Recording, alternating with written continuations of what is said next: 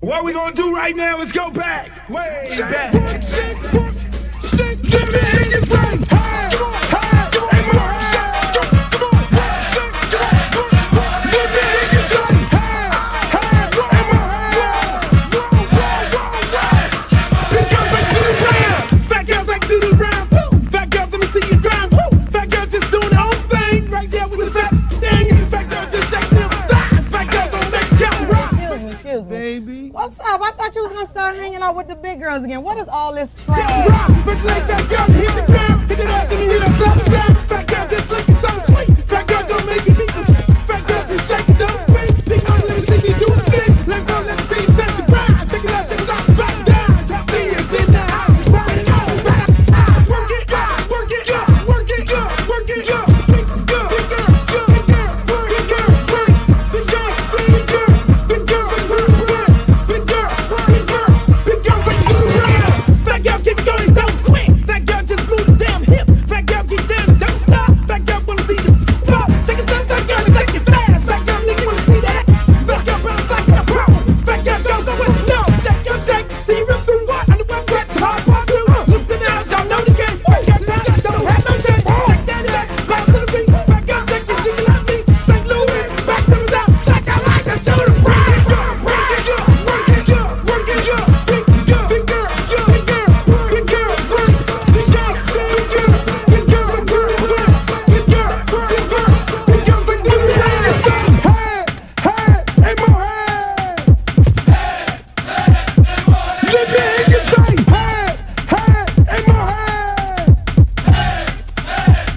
Big girls like to do the round. Shake, work, work, shake, work, shake, work, shake, work, shake, shake, work, shake, shake, work, shake, work, shake, work, shake, to the ground, to the ground, to the ground, to the ground. I'm sick of this. Now I want to show y'all a real show with the big girls. Oh, fat girl, brought three. Can't hang with 106 beat. Fat girl, know that happen. Don't quit. Fat girl, run like you own it. Put your hands on your hips and grip it. Nothing new, I'm loose like it off the net. Fat girl, bring the crew to top the climb. If not, I'ma pull the business down. Fat girl, bounce hot, stop tripping. If you do, get chicken and hot bitch. With a lot right, come to the night speed. I really shit, get the day in the world, G. Bounce fat girl, show the boys a shot. Let me see if the fat or not. Don't put fat girl, y'all like the down. Let you out, let me see y'all do the right.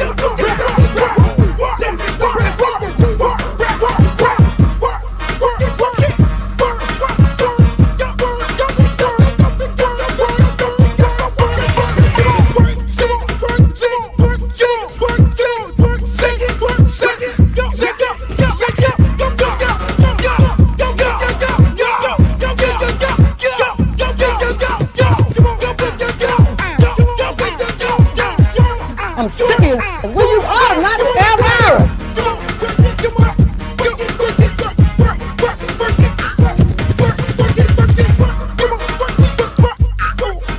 Oh, not the Britney Spears. Hey, how you doing?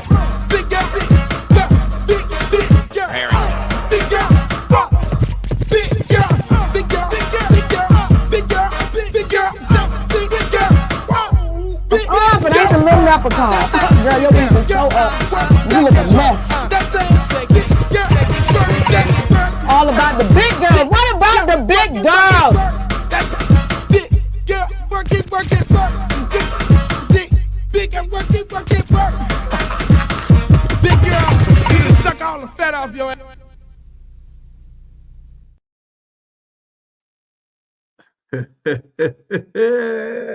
Yo, what up? This your boy Uncle Luke for another edition of the Uncle Luke Show podcast. As y'all can see, I'm on the road. I am on the road. I'm not in the regular studio. I am on the road. I have no lights, no lighting, just the hotel lighting. But we out here. We here. Everything ain't perfect. All you need to do is hear the voice and hear what I got to say. Because I got a lot of shit to say. It's early morning here live from Atlanta. Shouts out to the ATL. ATL is great. Great people here in the ATL. Great folks. I got a tree here in my room. How y'all like the tree? Real tree. Glow, what you doing up this time of night, Glow? I got sunglasses too. I can put these on. Maybe help my situation. I don't like it. No, but I'm not doing that.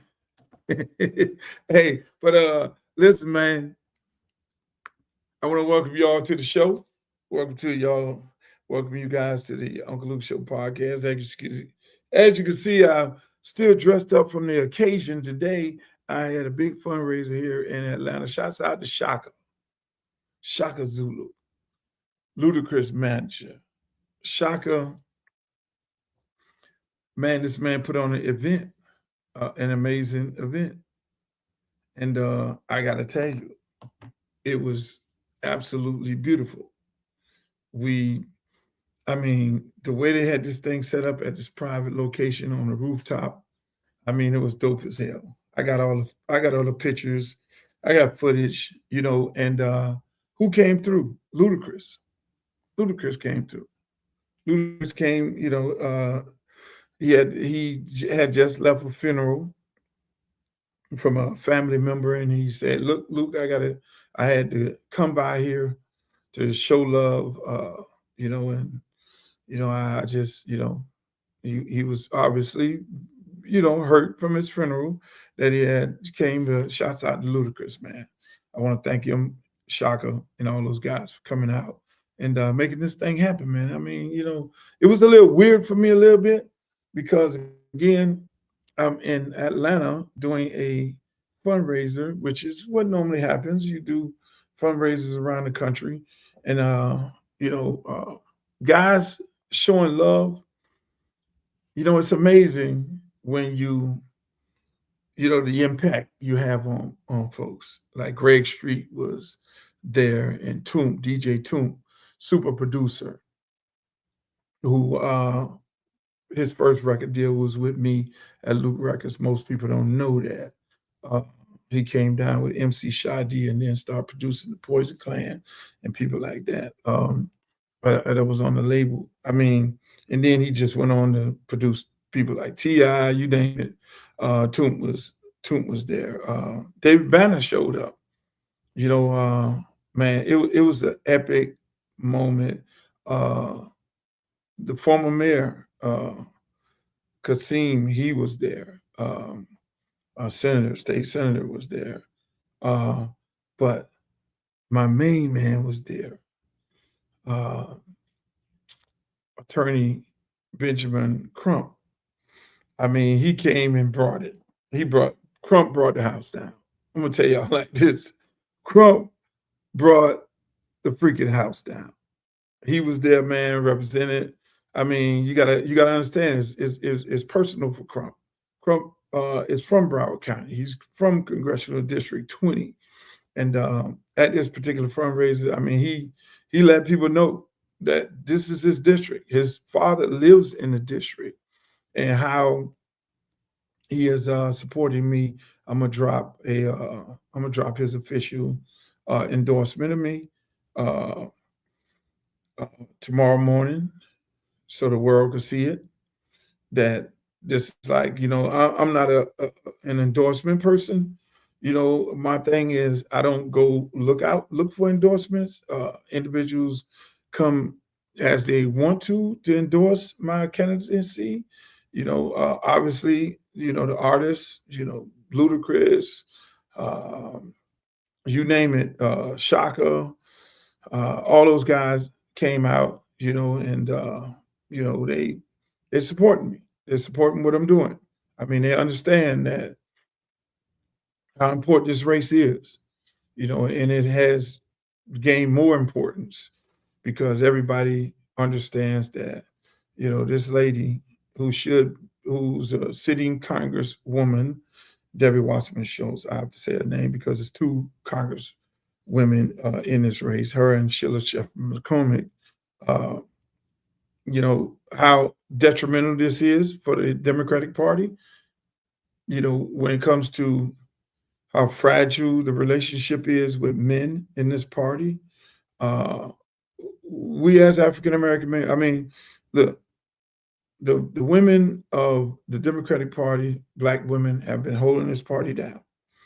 They've been holding it down, and they know most African American men have been disenfranchised by this party. And not necessarily people who look like us. It's people who don't look like us.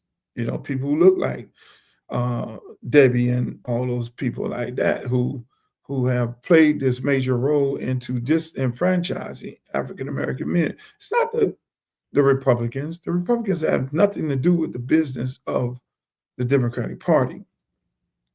And so I say that to say this is that, again, men are fragile. A lot of men, over 1 million men last year, and the senator hopped up and said it, over 1 million African-American men in the last presidential election in Georgia stayed home. They didn't vote, period. They stayed home. They didn't vote for either party. And as you know, a no vote for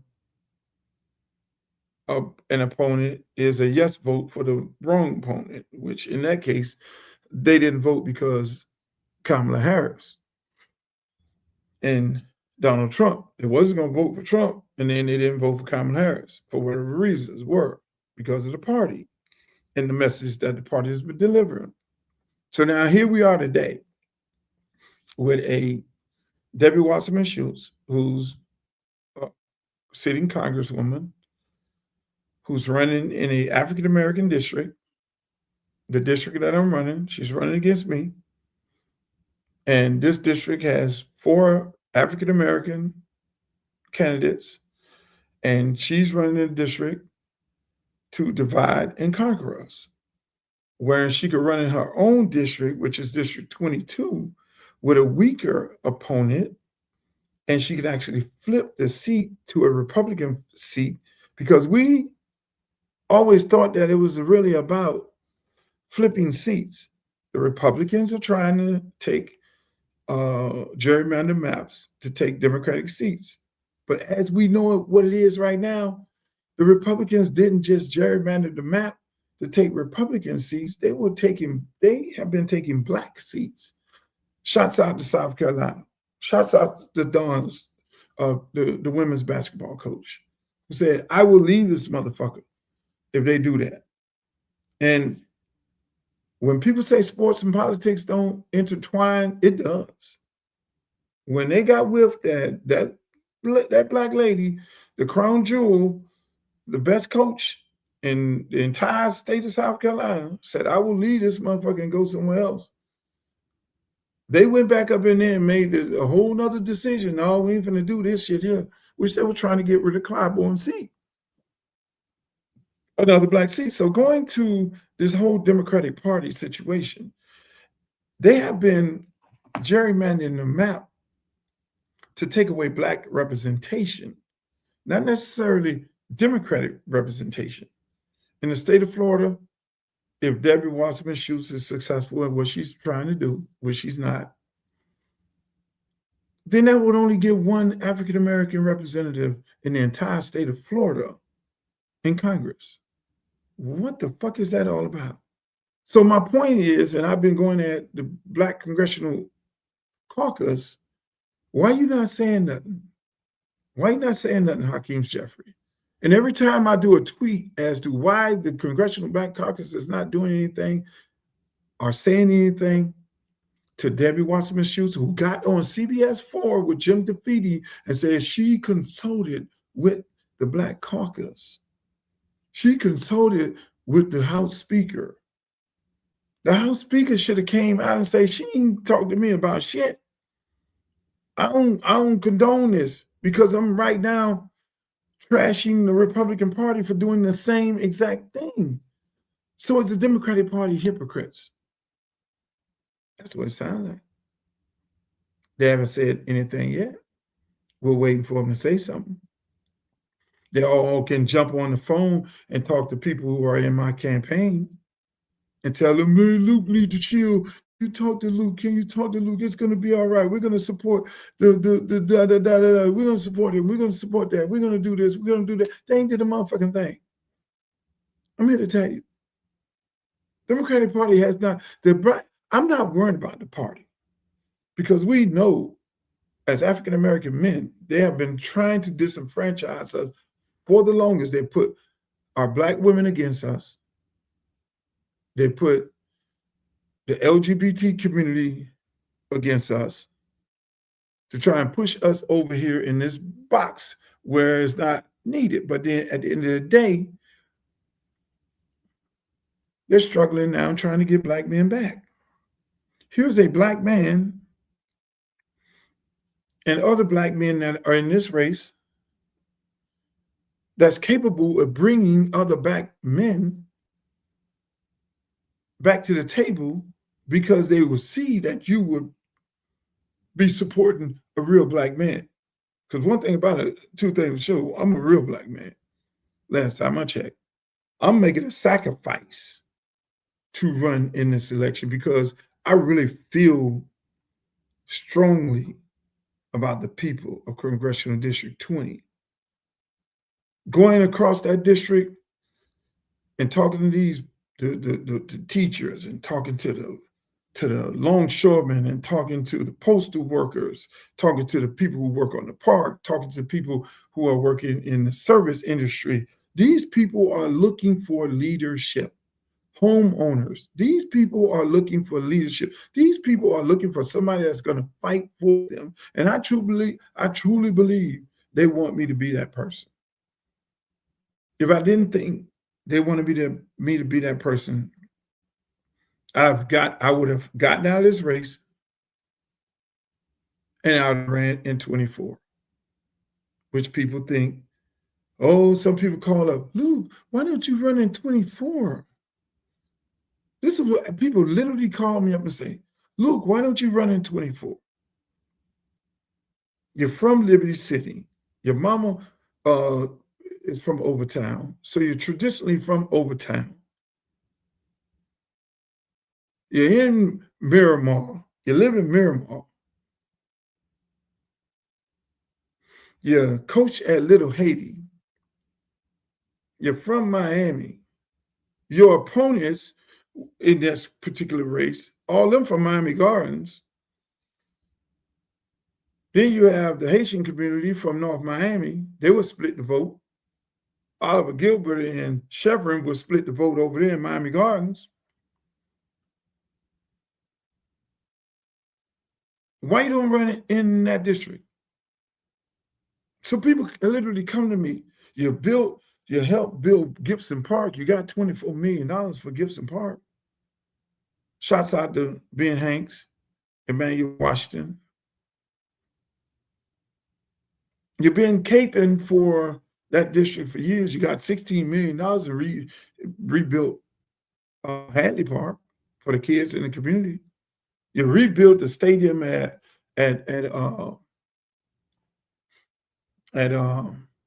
Miami Edison. You spearheaded a deal, an Adidas deal for the entire Dade County, not just district, school board district. Yeah, it was me who spearheaded that deal. Darryl Hosendorf called me. I brokered the deal. I talked to Shaq. I talked to Adidas. I talked to Nike, who didn't want to come to the table. Multi-million-dollar deal. See, I don't talk about all the things that I do. So when people ask me about my resume, well, why are you running and what have you done? I truly believe that anybody that runs in an election should have done some community service. So when I look at this, and Lord knows how many other candidates' races I've been behind, endorsement, supporting. So they say, Luke, why don't you run over here? Why don't you run for the seat? No, I'm not that kind of guy. Number one, I'm not that kind of guy to go into Congressional District 20, meet and talk with these good folks over there. And these folks are in need of leadership. I've been going through this district when it was Belgraze and Polk, and those people were hurt. Those people were literally hurt. They wanted me to represent them. The people of Riviera Beach wanted me to represent them. They feel the same way the people of Broward County. I live in Broward County. I've been living in Broward County for 15 years. Most people know that I'm from Miami, I'm from Liberty City. Everything about me is from there, but I have been living in Broward County for 15 years. My son has been playing baseball for 10 years. And whether it's Tamarack or whether it's over next to Carl Springs or Parkland, that's where he basically grew up at with those kids. And so I spend all of my time there, unless I'm at Hadley. So I'm well aware of the issues that concerns Congressional District 20. But going back to that whole conversation, going into the district and talking to these people, and these people are desperate for leadership. These people are looking for me to lead them because they've been treated like shit. They've been gentrified. This district, man, listen, you can live in Tamarack, you can live in Lauderhill Lakes, but never go to Tamarack and never go to Coconut Creek or never go to Pompano or never go to Deerfield. You can only live in one part of a district and never go to another part. But when you get the opportunity to run in an election and go into the entire district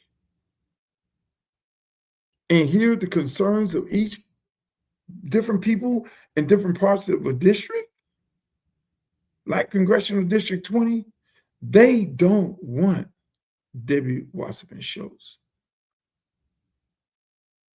These people want someone to fight for them. They see that their way of life are being taken away from them.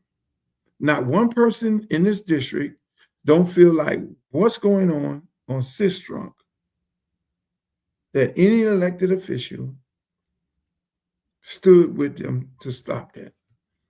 They're being gentrified. They're being gentrified. There's other parts of Congressional District 20 that's being gentrified. Got a 128 acre parcel. They sold 19 acres to a developer to build affordable housing. Affordable to who? We saw that shit play out all over America, whether it was right here in Atlanta, East Lake, or in Liberty City at the Poke and Beans, Liberty Square housing projects. We seen that same fucking game play out. Where these folks come in, these developers come in and say, yeah, we're doing affordable housing, affordable to who? And then when it's time for them to build it, they build it slow so that the neighborhood can get seriously gentrified. And then when it's time for Black families to go into those houses to stay there, they give them a stack of paper. We need this, and that. And if you can't bring us this, and that, you can't get in here. But yet and still, people who look like them can get in. So it's not built, those affordable housing, workforce housing, is not built by the people and for the people. So my plan calls for building by the people and for the people. You will not get the contract of managing a affordable housing or workforce housing development without me seeing the approval process, without people from the district actually building these buildings. We have Black contractors, but Black contractors can't get the job because you know why? People who don't look like us put a bunch of money into somebody who look like us, who represents the district campaign. And when they put all their money into our campaigns, then they get control of those type of projects to do what they want to do. And say, this is why the people of Congressional District 20 is saying enough is enough. We're tired of this. We're tired of our elected officials selling us out. We're tired of people not fighting for us. We're tired of people getting these positions, lying to us, and at the end of the day, selling us pipe dreams and selling the community away. Under no circumstances would I have given a developer federal land to develop for anybody other than the people of that community. And by the people of that community. We did that in overtime. Emmanuel Washington. We got $26 million to rebuild Gibson Park. Shots out to Joe Ariola. And you know what happened? Emmanuel Washington of the Overtime Optimist looked around, had a job fair. Did a fucking job fair in the entire community. We need to find out who the carpenters, who the laborers, who the workers, and who all these people, and they will get the first dibs at the jobs to build that park. And that's what he did. Those things can happen everywhere. Those things can happen in Congressional District 20. And those kids of that community and the people of that community are actually living in those houses. Those affordable houses, those parks that were built. That's what we're going to do in Congressional District 20 if I'm elected. I don't give a damn if it ain't a developer, which there are developers, because I met with them in Pompano. There are African American developers that just need the opportunity. And there ain't going to be this whole thing of you didn't get a contract as a developer, and then you sell that shit off to somebody who don't look like us, because a lot of that is going on too. We win the bid, then we give it to somebody that don't look like us. That won't be happening. Not on my watch. You'll never get a motherfucking bid again in your life. That won't happen. Because you can put rules and mechanisms in place to prevent that. If you get the bid and you ship the bid off to somebody else, real simple, you can't do that. You automatically lose the bid. It goes back through the bidding process. Simple as that. Those are easy fixes. But again, the elected officials that people are putting in office don't choose to fix it. They know what the fuck is going on. They know what's happening. They know that somebody look like us go win the bid and then say, oh yeah, black man won the bid. And then now he sells the entire project off to somebody that don't look like us. Really? That won't be happening on my watch. I'm sorry. It's not happening. Built by us for us. This is our community. And that's the type of leadership and that's the type of person that they want to stand on the wall for them. Everybody in this election, everybody looking for a job. These people looking for jobs. This is what happens in our elections. Our elected officials are looking for a job. Their elected officials have a lot of money in the bank. They ain't looking for a job. Debbie Wasserman Schultz ain't looking for a job. Say he's a multi-millionaire. But you know the part that they don't tell you? She never had a job. She never had a fucking job. She's running talking about, oh, I'm the experienced candidate. Well, when you ran originally, you did not have a job. You was not experienced. You asked people to vote you in. Lady been in office since 1992 and is running around the African-American community talking about, I'm the best candidate for you. I did all these things for you, but you didn't vote on HR 20, which is a study to give African-Americans reparation. She didn't vote on it. So how dare you, Mayor Holmes, support this lady? How dare you, Mayor Holmes, school board, not school board, I'm sorry, the teachers union president, who did not even go to her union to ask who they were going to endorse this lady. This lady is allegedly running around the district offering money for support. Hook me up to a lie to take the test. I can tell you the individuals that she's offered money to. She's taken all of her $3 million that she had liquid and her PAC money to buy this district. This district was purchased one time before. It was purchased one time before. It was bought.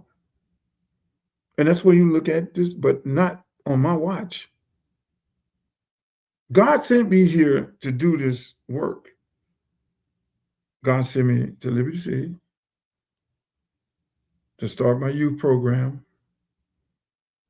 with my second check out of the trunk of my car, selling records, Robin Hood. Oh, he sold all those bad records. But you know what those bad records paid for? Nasty as they want to be. You know what they paid for? Those bad records, $100,000 paid for, started a youth program that's still here, the crown jewel of all youth programs in the United States of America, over 35 years old. You don't find too many businesses still standing around after 35 years that put out some prominent individuals, first round draft picks, teachers, lawyers, doctors, commissioners. That's what I did when I found it and put my money where my mouth is. And then we supported Overtown Optimists and helped them found their program. How many athletes, millionaires? That's what I do. There's nobody in this race has created more millionaires than I've done. Prominent individuals. One of the head people at NBA Entertainment, Jeff Sanchez. Look him up. He worked for me. See, you are not, in my opinion, it's your offspring, who you build up to be just as good or better than you. Not who worked for you and who never built generational wealth because they just wanted to be part of the crowd and they just came around you. I never inspired any individual who worked for me just to be a crowd. No, I inspired them to be better than me. And I taught them like that. That is why Pitbull is who he is right now today.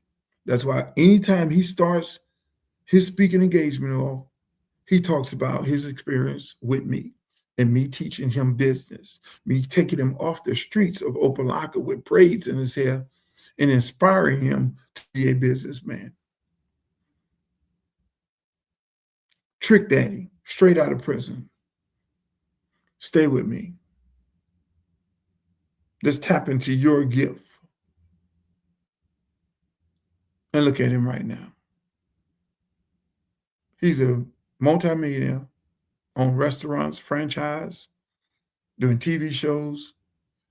Everything about him, you may think he's like, okay, all right, Trick is crazy. No, Trick, no. Trick understands his market. He's a great marketer. Well, that was earned. Because I teach all my guys, understand what your market is. Devontae Freeman picked him up every day. Came through the program. Straight out of Pork and Bean Projects. Well, he was told he would never amount to anything. Just like a whole bunch of our other kids. Wasn't tall enough, wasn't fast enough, too short, too slow, too this, but work. Having the work ethics. And this is me telling him. Amari Cooper didn't have an offer. He had a hip pointer the year before as a senior. Put him in the van. Put all of them in the van. Put Jeffrey Godfrey in the van. Go down to South Florida. Amari Cooper in the van. Go down to Alabama. I can name Artie Burns. Same thing. First round draft pick. Carlton Davis just played in the Super Bowl. Levante Davis played in our program. Duke Johnson played in our program. These are multi-millionaires, very successful people. Keon Hardeman, the commissioner, was commissioner in Miami, commissioner at the county. What program did he come out of? A program I founded with Sam Johnson. That's sweat equity.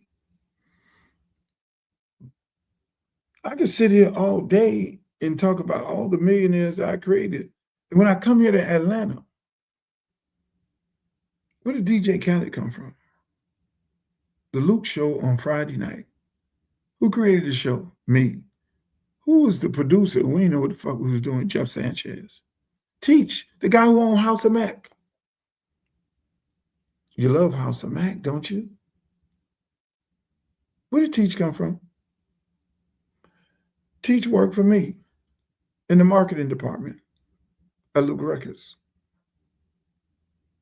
All of the guys and girls around me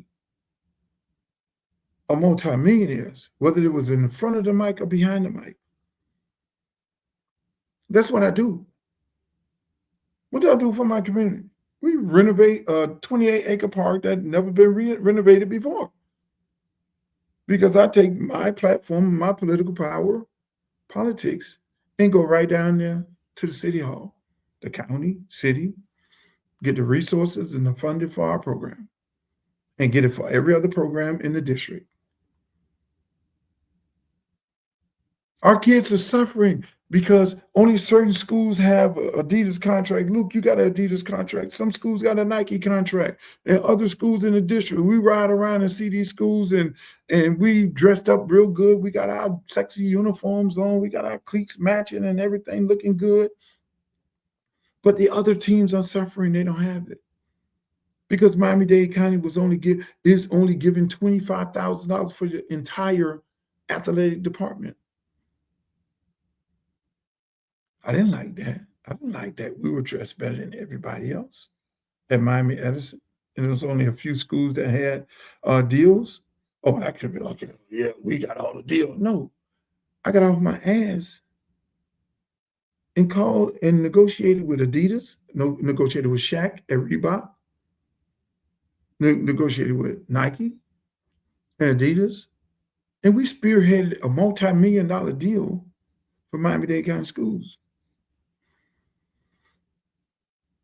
And before I go to Congress, I'm going to take that same deal to, if Broward County wants it, I'm going to take the same deal to Broward County. Because these kids right now are paying to play sports, which doesn't make any sense. It don't make sense. When South Florida, Dade, Broward, and Palm Beach produce more NFL talent than any two cities in the entire United States of America, something is wrong with that. So I'm the one to get on the phone and call the Miami Dolphins and NFL and whoever it is and tell them, no, this is a fucking travesty, because I use my platform to do that. So the Miami Dolphins, hey, I need a new locker room here at Miami Anderson. This is fucking trash. We got it done. Hey, Adidas, I need a field here. Got it done. What did that field do? Inspire others to get their field. So now Central is getting a field, Carol City is getting a field, Northwestern is getting a field. None of these places had no idea of getting this because they didn't understand how to tap into city and federal funds. That's what I do. So you think for 1 minute I'm going to go take a pay cut to make $170,000? Well, I could do that in a few weekends to not do the work? No, it's my job to go do the work for Congressional District 20, not to play freaking games, not to play games, not to go turn my back on these people for an easy win. No, these people are looking for leadership. This is a beautiful, vibrant community that wants to be torn down and gentrified, in my opinion, by Debbie Wasserman Schultz. It may be a couple other people in this race. This ain't no show for me.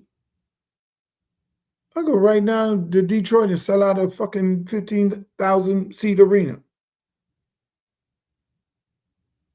I don't need this. We do on this podcast right here. We do 5 million on Facebook and another 3 million on Instagram. Those are the numbers that we do on a monthly basis. So do I need any kind of self-gratification? I guess they said that when I started hip hop in the South.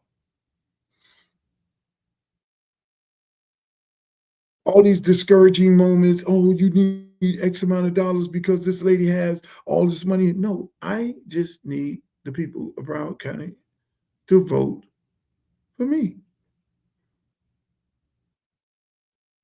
At the end of the day, the majority wins. Even if all the people stay in the race. Did we have a conversation on for Black candidates? Yes, we did. We had a great conversation. Pretty touching moment. I said that I would listen most of the time. It got to the point where they had to ask me, Luke, you got something to say? You've been sitting there for the longest. Because I'm always a listener.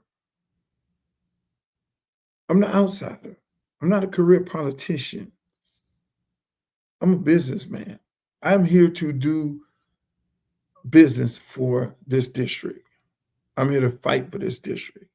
So the politicians and the wannabe politicians, I let them do the talking. It was a great moment because everybody talked about consolidation. Then, one person was trying to sell us a bootleg survey. And we told them that was bootleg. Don't do that for the sake of this meeting.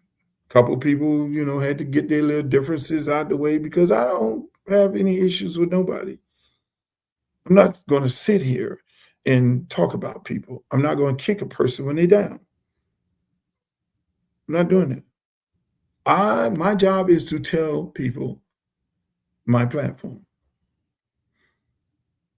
My job is to reach as many people and let them know I am not here to play games with their life.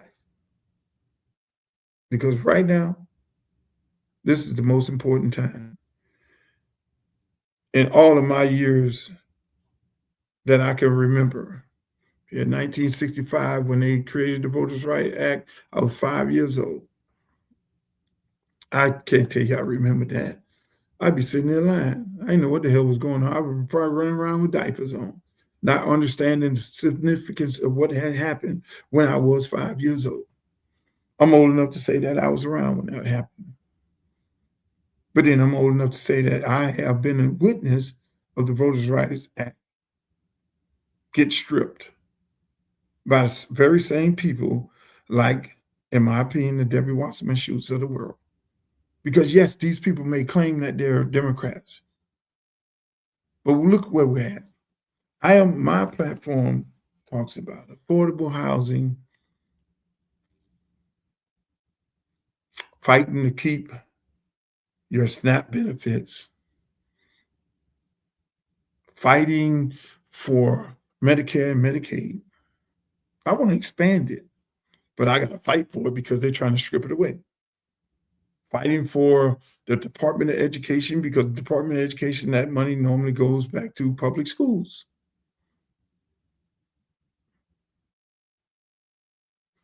Fighting for all these things. Fighting to bring resources back to the community because, shit, the last time I checked, we spending billions and billions of dollars on wars all across the country. We're going to spending billions of dollars going to hijack presidents out of countries that we ain't even got no beef with for the sake of the rich. This is because Sitco and these people got beef with this person sued them, and this dude over here ain't want to pay them. So we are funding taking up presidents. But meanwhile, we got people suffering. The same people, which is Black people, the same people, us, we have been suffering all my fucking life. Really. Why am I here campaigning on the same thing Alcee Hastings campaigning on and Congressman Meeks? Same thing. How far have we came? But that's why I question our leaders. In my opinion, all of them need to go. They all need to go. They have failed us. We cannot allow them to fail the next generation. These kids that are 10 years old and 12 years old, what we do right now today in this election, I don't care where you're at. You're at Atlanta, you're at Detroit, you're at anywhere in the country, Miami, Broward County, what you do in this election is going to affect your kids in the next 10 years. You already fucking, on our watch, we already lost the voters' right. We got gerrymandered. We got duped out of seats. And here we are getting ready to get screwed out of a seat. And not one Congressional Black Caucus member has said one thing about this white woman, Debbie Wasserman Schultz, running in this congressional district. But they want you to boycott the southern states. They want you to boycott Louisiana, LSU. They want you to boycott Alabama. They want you to boycott Tennessee. They want you to boycott these states that has erased African-American seats. But yet and still, they have said nothing about one of their own, Debbie Wasserman Schultz, trying to erase Black representation in the race that we're running in. They wouldn't even say one damn thing to her. Can you believe that? So these are the people who are supposed to be representing us. They want me to be quiet. Luke, can you stop talking? No, I'm not going to stop talking. Because I'm about the people. You can't muzzle me. You can't have Kevin Lau get on my fucking phone and call me up and say, Luke, chill, Luke. No, Kevin. No, Kevin Lau, I'm not chilling. I'm not chilling. You industry guys who work for them, who they control, you know they never could control me. You know they could. That's why I never had the big deals. That's why I never ran the big companies. When they did, when they had never did a tenth of what I've done in the industry. See, when you have platinum after platinum, gold after gold, and double platinum after double platinum, normally they offer you a major record label executive job, like running Motown, like running Island Records, like running Interscope, like running Atlantic. I never got offered those jobs. When they couldn't even, none of these dudes can't even hold my bootstrap, but what happened is they played the game. They know they were able to be controlled. So when you send them people when they send them to come talk to me, no, you can't talk to me. I'm saying if the Congressional Black Caucus does not say anything about this Debbie Wasserman Schultz running in this African-American district, and they don't denounce her, I'm saying no African-American artist should accept an offer to perform or support them in any efforts moving forward. Don't go perform at the Congressional Black Caucus gala and parties and all that shit. Don't go out there and support them in races. No. Because I can tell you one thing. You elect me, and a white Democrat is going to try to erase a black seat, getting in a race with 5 other black candidates in a city, in a district where it's 54% African Americans, and they're coming in there to try to divide and conquer. That's the hell we got. That's what got us where we at right now. People lost their mind about how we got to where we're at right now. How we got where we're at right now because they divided and conquered us. They put us against each other. And we're doing it right now today. You get a car, the neighbor get a new car, we sitting up there looking at them like they crazy. We hate the kids going to school. When a new kid coming in with a new outfit, they want to fight the kid because the kid, oh, you think you better than everybody because you got the new shoes. That's what they put in our mind. So it's okay to parade. You're going to sit there, Congressional Black Caucus, going to sit there and allow this white lady who did not even vote sign on for H.R. 20, reparations, to do an evaluation of reparations. She didn't have sign on to that. And talk about you a friend of the black community. Never did one thing for the black community. Always represented the rich in districts surrounding the district. Never had a job. Lady been in office since 1992. What the fuck has she did for black people? This is sad. It is absolutely sad, but it's telling, because black men have always said, and why they sat home, yeah, 92% of black people voted for Kamala Harris, but there was a lot of black men that stayed home. So I ain't voting for him, and I ain't voting for her. And it wasn't really a no vote for Kamala Harris. It was a no vote for the Democratic Party because black men feel disenfranchised. This election right here is going to, this election is like, what they say, the chickens that came home to roost. This election right here, whether I'm in this motherfucker or not, is a telling moment as to where black leadership is. And if your black congressional member has not spoken out on this, and I don't care where they're at, Detroit, South Carolina, North Carolina, wherever the hell they're at, if they have not spoken out on this, New York, all these AOCs and all these motherfuckers of the world. I don't know if they're part of the Black Caucus, but all these Minnesotas and all these big mouths and all this, Texas, everybody can scream and holler.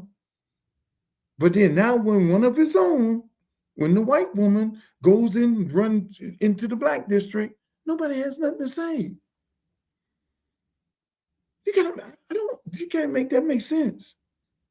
Hakeem Jeffrey, you are more than welcome to come on this show and explain yourself why you ain't got shit to say. Any member of the Congressional Black Caucus, you can come on this show right here and have a conversation with me as to why you don't have nothing to say, why you can't denounce this. Why you got to be politically correct with the cute words? Well, she hasn't talked to me, and I didn't get a phone call, so we got to then figure this shit out. No. Be as bad as y'all be when y'all on the TV at congressional hearings going after Republicans and Donald Trump people. Be as bad as you want to be. Hell no, she ain't talked to me. And I have a problem with it. I'm Congressman such and such. I have a problem with it. She did not have a conversation with me because I would not be supporting that. And I denounce anything remotely like that because that is no different than what the Republicans are doing to us in Tennessee, Louisiana, and everywhere else, trying to erase Black representation. If she was had any type of morals about herself, she would not be doing this. To only allow the state of Florida to have one African-American representative in the entire state when she could take all her money and run in her own district with a weak-ass opponent, but you're going to go over here and divide and conquer African-Americans, what you've been doing, what your people been doing all their life? Because you want them to split the vote, and you really figure that you're going to get all the white people. And any white person that votes for her in that district, you should be ashamed of yourself. If that ain't racism, I don't know what you call it. To really go in there and say all white people and all Hispanics are going to vote for me because I'm white. And I only need 10% of the Black vote and I will win the shit by 30%. Really? Y'all should be ashamed of yourself. And I know a lot of white folks are. And they ain't playing that shit. She's not. Why you ain't running your district? Because the people don't like you.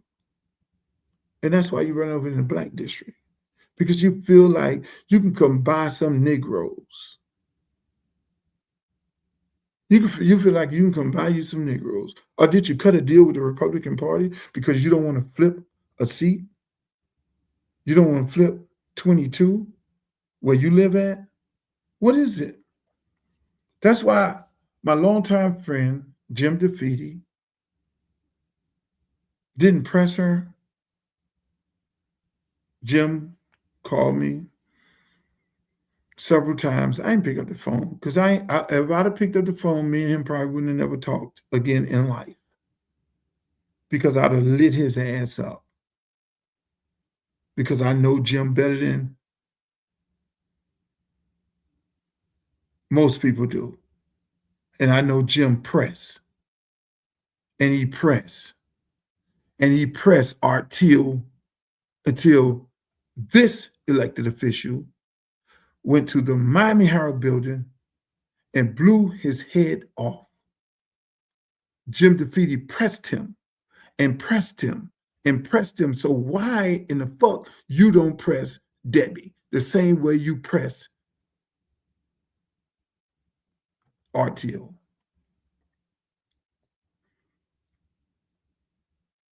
Why? Why, Jim? Can you explain that? You pressed this man, in my opinion, to the point of him committing suicide in the middle of the Miami Herald lobby. But when it was time to press Debbie, you didn't press her. you let her off the hook. You let her fumble the bag, playing like somebody. You were supposed to follow up and say, who did you talk to? See, I'm old enough to know, and I've seen these things. I'm old enough to know and have seen these things. I know these fucking reporters, what they're all about. I know who the scammers are. I know who the ones who work for these people. I know who the ones who are taking the money from the big PR firms. That's what you have here in this election. It is dirty. It's absolutely dirty. And the little lady,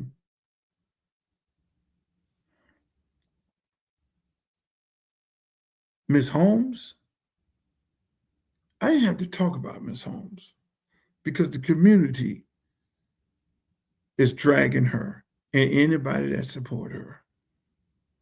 This community is outraged.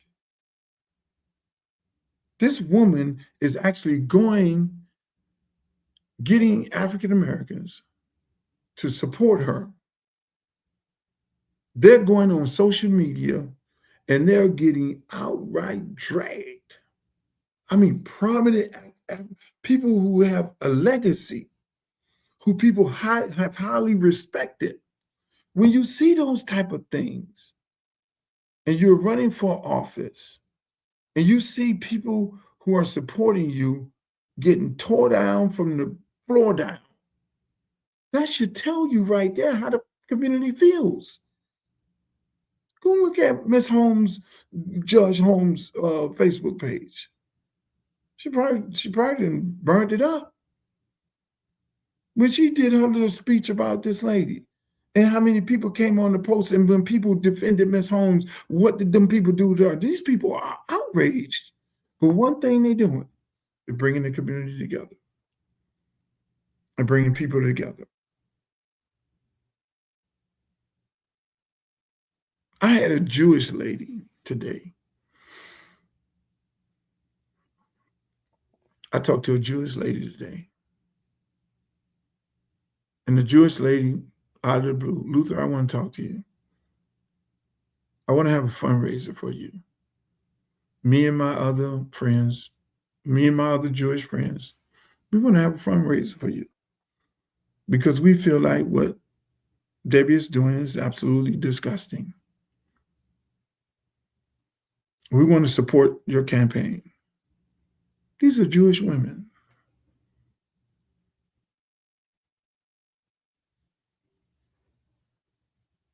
Can you believe that? I do. That's why the notion of everybody liking her, Jewish people liking her, it's not true. Chevron Jones,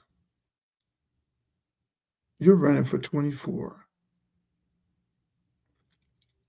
Your father, the pastor, endorsed Debbie.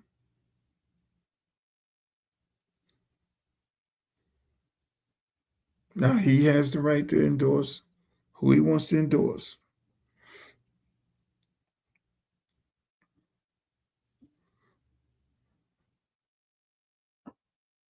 Everybody want to say, oh, he's an old guy, he's dementia, whatever it may be. This is what they're saying. Or, oh, no. We ain't giving out no passes now. If you could say, I support Debbie Wasserman's shoes, you ain't suffering from nothing. She just got in this race. You ain't suffering from nothing. Chevron better go have a conversation with Daddy. Hey, Dad, we need to do a joint thing here. We need to get on this thing and talk together here. And you need to tell him you thought it was something else. You better come up with something, boss. Because you're trying to run for a race. You'll be out of business in 24. Don't, and I don't think they can help you. So if you want the machine to come after you in 24, hey, we all to play crazy. If that's what we're doing. There are some nice people in 24 that's running in 24 right now. And there's some other people that can run in 24.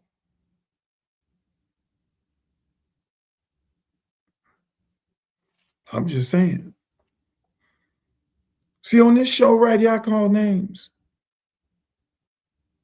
I call names. I don't have no problem with that. I keep it a buck. Because ain't nobody pay my bills. You know who pay my bills? You. The people who support this show, the people who support my music, who buy my music all around the world. Buy my catalog all around the world. Buy concert tickets all around the world. They pay me to keep it at 100. People, I don't get money locally. I don't work for nobody. I work for the people. I'm the voice of the voiceless. And so when I sign up to say I'm running for a district, I say, I can do this. If I expand the port, if I expand the Port Everglades, how many jobs can I create for the developers and the people? Jobs. Do you know how much it was when they expanded the port in Miami? Those damn near $10 billion project. So how many billions you think I'm going to go find to expand the Port Everglades? And how many people we're going to employ? And how many people are going to have jobs after the port is expanded? So that's bringing money back into the district. I am for free health care for all. I love Obama, fine and dandy. Damn that. Free health care for all. That's expanded Medicare and Medicaid free. What the hell we do? Why we can't be free? Why we got to play crackhead games with people?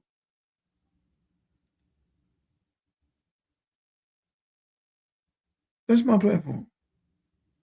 Now I say, oh, he's a progressive now. I'm for bringing resources back into the community. Why are kids parks? Why think I can, if I develop parks in Miami, that's what I'm all about. That's what I fought to do. And that shit wasn't done overnight. It took me 3 commissioners and 4 city managers to get Gibson and Hatley redeveloped, remodeled. 16 million and 24 million in both of them. It took me 3-4 commissions. This shit wasn't no overnight deal because I was persistent. You think put me in Congress, all these parks, these youth programs, and Lauderhill Rich programs, Lauderhill Lakes, the Chiefs, the Cowboys, the Delray, Deerfield, Coconut Creek, the Creek Boys.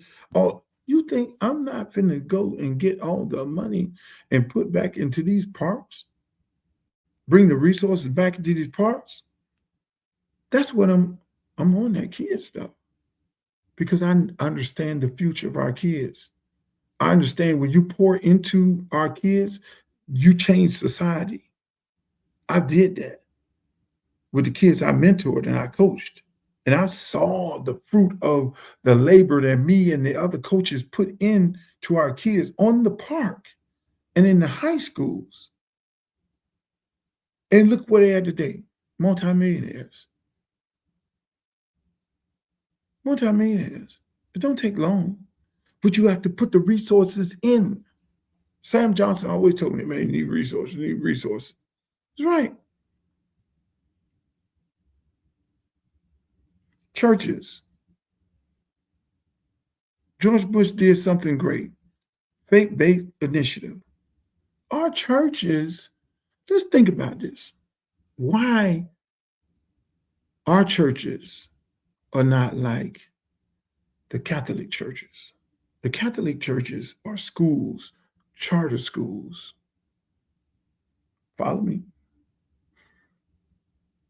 They're educating their kids in the church.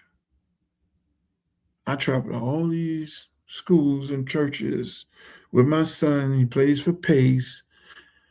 I'm going to all these schools, Chaminade, St. Thomas, Palmer Trinity, all these Trinities and all these Catholics and all these. I'm traveling, we go to all these places. Hey, look, I love what these people are doing. What they doing, but why the fuck we ain't doing it? Because they have the resources. So in my platform, there's a faith-based initiative giving the churches in my district the resources for mental health, education, trade schools. Therefore, that means open up a school in the church and you will get federal funding for the church. Our church should be suffering. Our church should our place of worship. We're going to the church on a consistent basis. You got elected officials running through the church asking for their support, but you're not supporting the church. Yeah, I go to church and put my money in the pot. But when I look at churches, I look at churches from the standpoint, the pastor has a congregation. He got plumbers, lawyers, doctors, he has teachers, he has all these people in there. All those people are looking at the pastor and saying, Pastor, make the right decision on telling us who to vote for. The person who's going to support us and continue bringing the resources into the district so we can come in here and pay our tithes. And a lot of us want to be entrepreneurs. In this district, no knock on no other place in the country. This district, there's Lauderhill Lakes, Tamarack, Sunrise, Pompano, Deerfield, Coconut Creek. Do you know how many restaurants and nightclubs are in here? You have restaurants, nightclubs, thriving Black businesses in here. They don't have that in Miami. I'm sorry. It's gone. It used to be like that. So when I look at this district, I look at Black Wall Street, I look at the potential. If I bring small business loans into these already thriving business and these businesses that want to build in these ladies who are in the park selling their cakes and things, and they want to open up from the food truck to the restaurant and to all these, it's a no-brainer. This place could be the entertainment capital of the South. No, but we put money into Wynwood. We put money into Los Olas. But in the African American community in Brighton, you go to the restaurant where the brother had chicken sauce, and turkey sauce. I never had turkey sauce in my life. People just coming in there, going, pool table in the back. Went to another restaurant, young girl at the front desk. We going up in there, people coming in. This ain't no damn one of these these funny people putting up a spot in the Black community. No, these are businesses that are owned by Black entrepreneurs. Nightclub here, nightclub there. You don't have that nowhere else in South Florida. You don't have that in Miramar, where you can go to a 3, 4, 5 different nightclubs, 3, 4, 5 Black restaurants, Black owned and operated in the entire county. You don't have that in Miami. I'm sorry. You got Larners and maybe one other place in Miami Gardens. You may have 1 or 2 places in Miami. You don't have that. This is a vibrant, living city that they want to finish off gentrifying it. That is why they're running this lady in this race. I strongly, you could tell, I went through the whole district. I see the potential. I know the potential. But you got to influx it with resources because they're trying to take it away. You have seniors. Why are they, this how dumb these elected officials, people who are in Congress are. You got insurance issues in the state of Florida. Governor didn't do anything about it. We're getting price gouged. We're getting whooped. You, me, and everybody else. I'm paying the same insurance, whether you own your house or not. You got cities who own their houses in retirement, getting a retirement check. But then that insurance bill that they're getting every month looks like a mortgage payment. So what can the government do? If the government can bail out airlines, auto dealerships, all these type of things, that is what the federal government is. It's designed for. I go to Congress, I'm creating subsidies. Hey, we got an insurance problem here in the state of Florida. In my district, we're going to pay a large portion of those high insurance costs. And if you're a senior, we paying the whole damn thing. You ain't getting out, put out your house because of no insurance, because of Ron DeSantis not doing his job and getting the insurance lowered.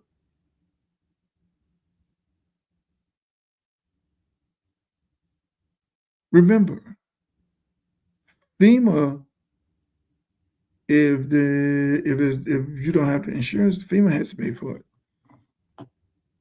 Don't you, when the hurricane come and your shit blow down, you call FEMA. FEMA don't want to pay for it. Federal government, you can create subsidies for that. You create subsidies for trade schools. Our kids don't even know how to build.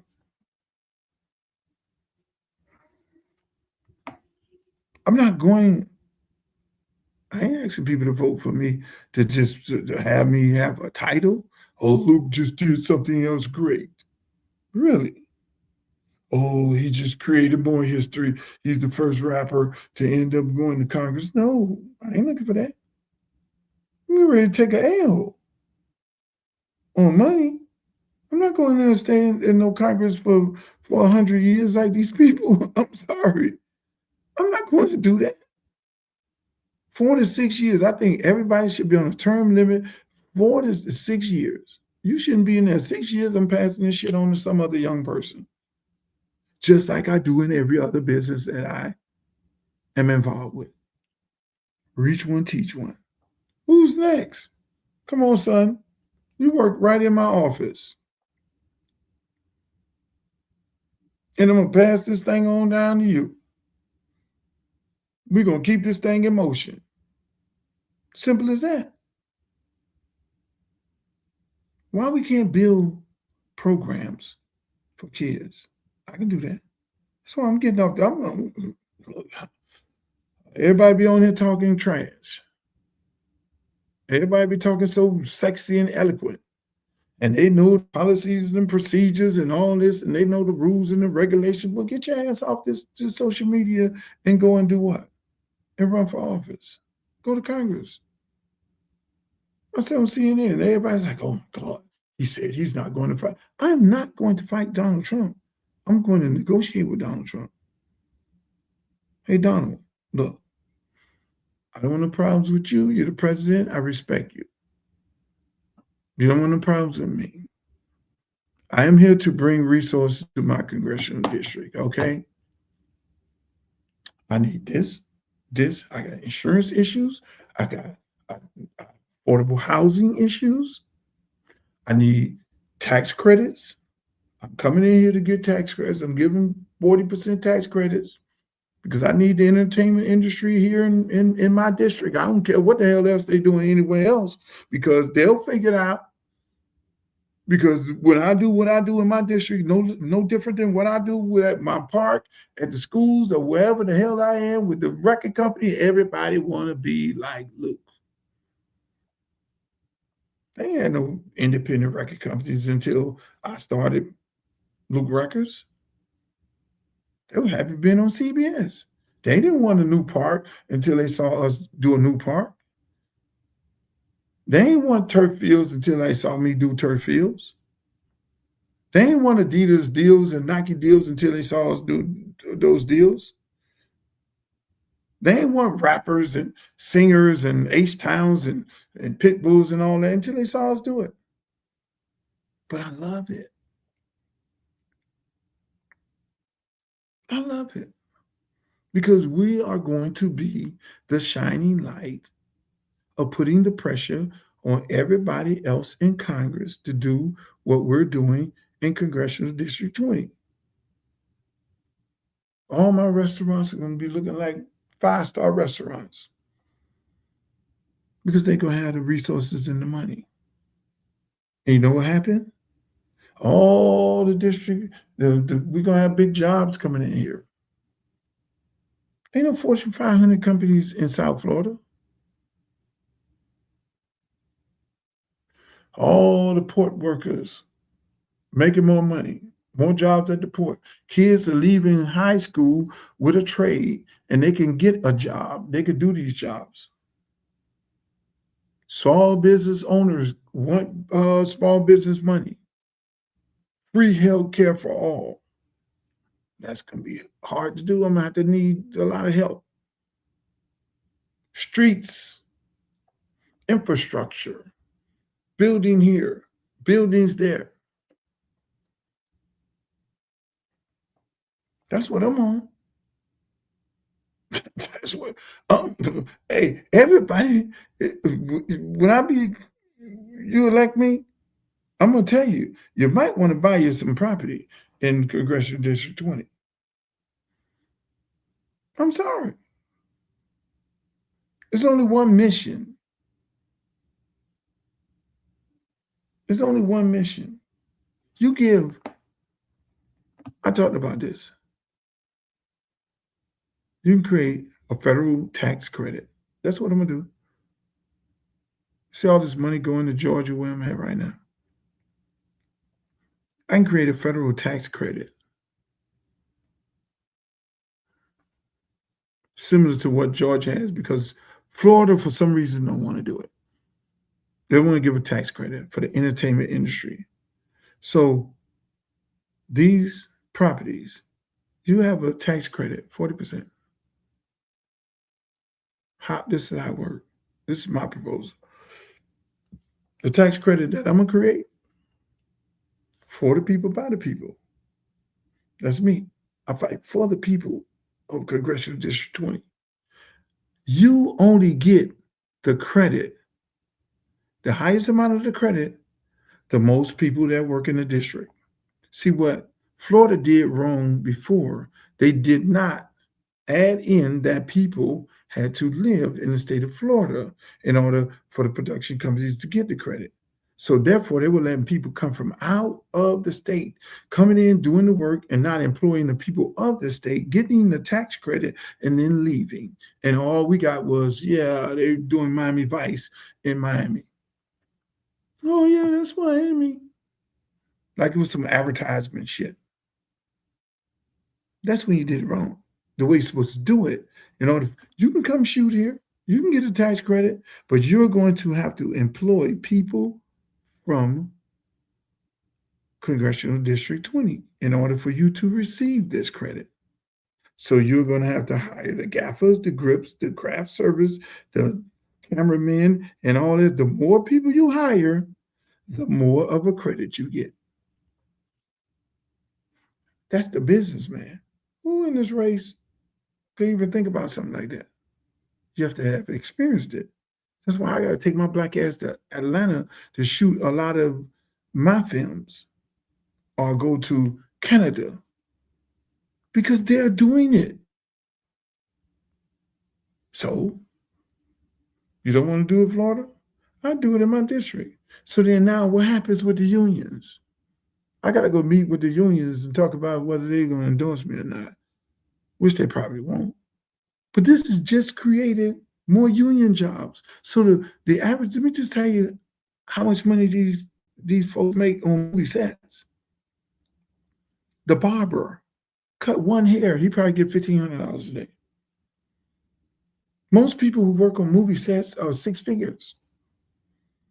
The gaffer, the grip, the guy he just holding the bag. He bring the sandbag and put it on the dolly and set up the dolly, and they put the camera on there and shoot like that. That guy's making plenty of money. The guy holding the sign, go, come in, hey, quiet on the set, 6 figures. These are people from the district that will be working on these sets. They will be union workers with guaranteed money, guaranteed resources, guaranteed health care, guaranteed benefits.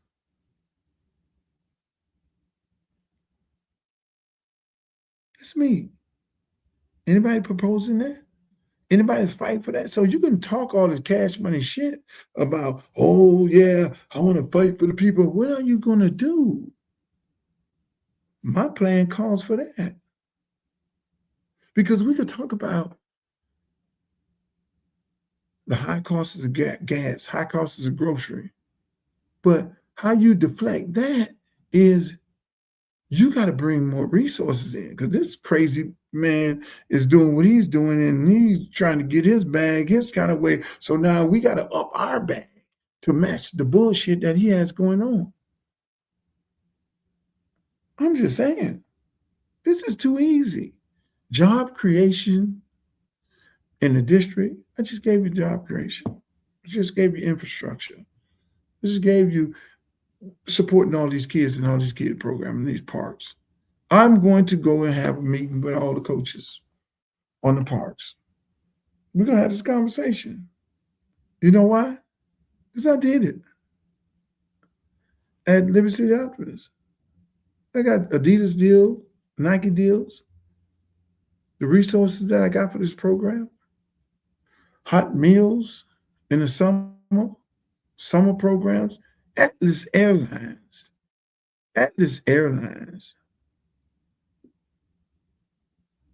pays for our summer program. Atlas Airlines sponsors the summer program at Charles Hadley Park. That's a partnership. It's my influence. Because there are so many people who want to give back in the community and give to these programs. But you know what? I understand a lot of these guys they're not Luke. They're hardworking guys running these programs. They need help. And that's what I'm here to do.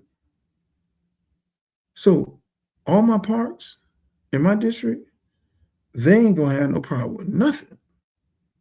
That park in my district, they're going to have all the resources because I was a coach. I was a Little League coach. And I know how difficult it is for these other Little League coaches. They are trying to buy a pizza. They're trying to buy a uniform. One team look better than the other team. They then got all this. They go, no.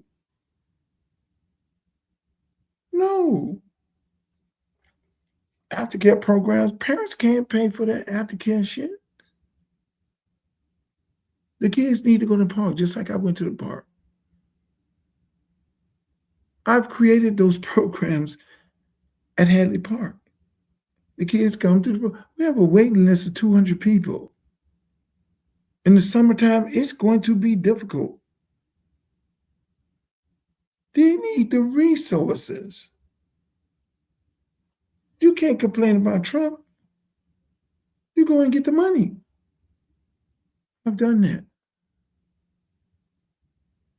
Doing it right now. Kids are not going to be left hungry in the summer while mommy and daddy go to work. Mommy and daddy going to drop their ass off at the park, just like I got dropped off at the park. And we're going to take them on a big charter bus to Disneyland. We're going to take them over here to the fun land. We're going to feed them. And when mommy pick them up, they're going to be full as a little tick.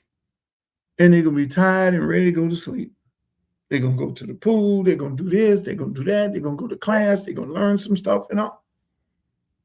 I do that right now today. Ain't no other candidate in this race do that.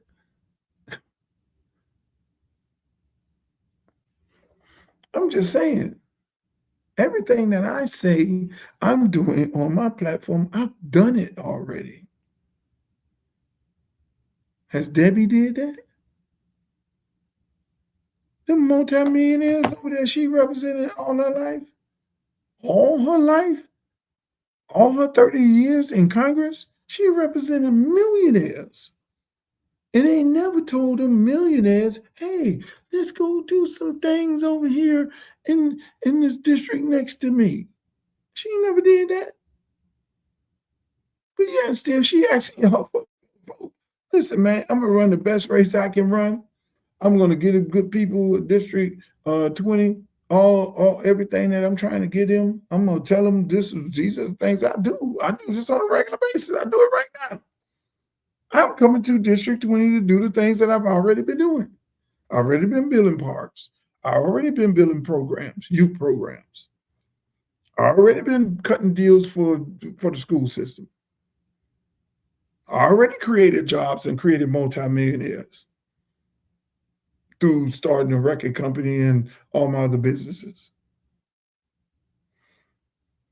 I already mentored millionaires. We've already created, come on. What are we talking about? So I leave y'all with this, ladies and gentlemen. I had a great time here in Atlanta. We had a great fundraiser. Ludacris, Shaka, Ben Crump. I appreciate you guys. And everybody that showed up, man, it was a beautiful moment. It was a beautiful scene. African Americans came out. They came out. The community came out. They showed me this so much love and appreciation for what I've done for them in their life in creating Southern hip hop. Those dudes were there. And I love them for that. I love them for the fact that they appreciate it. You know, just, I mean, they ain't never wavered. And I love these brothers. You know, for Ludacris to leave a funeral where he was hurting, visibly hurting, and say, Luke, I just had to come here.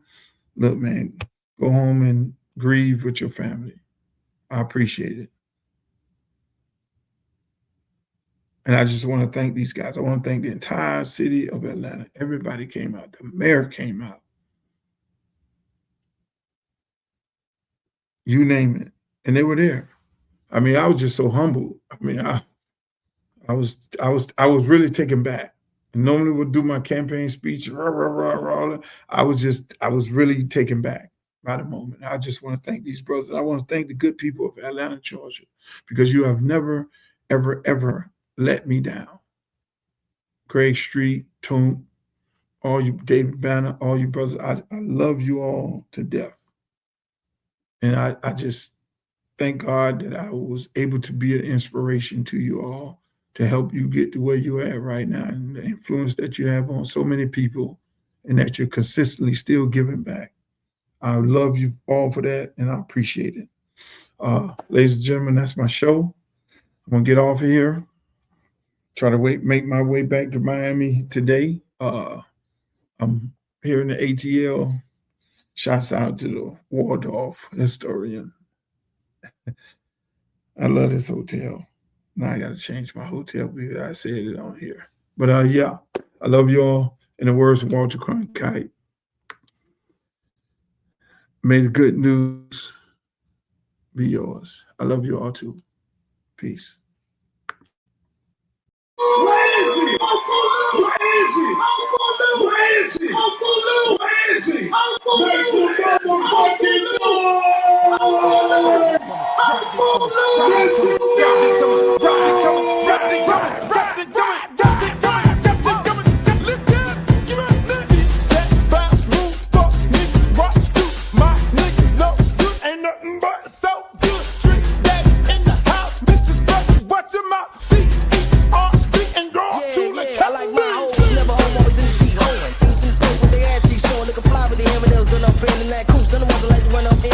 like the big booty hoes, cute faces. Let nigga hit it on the first day basis. Niggas fake bitch, kick game straight. X no down with the dominate face on. Or in the path of sex with diamonds glaring. Keep a nigga staring when you wearing down a Karen. Or skipping shit to keep a nigga looking at you. In the bunk sex, you can show off your tattoo. Even if you're a max true player, she ain't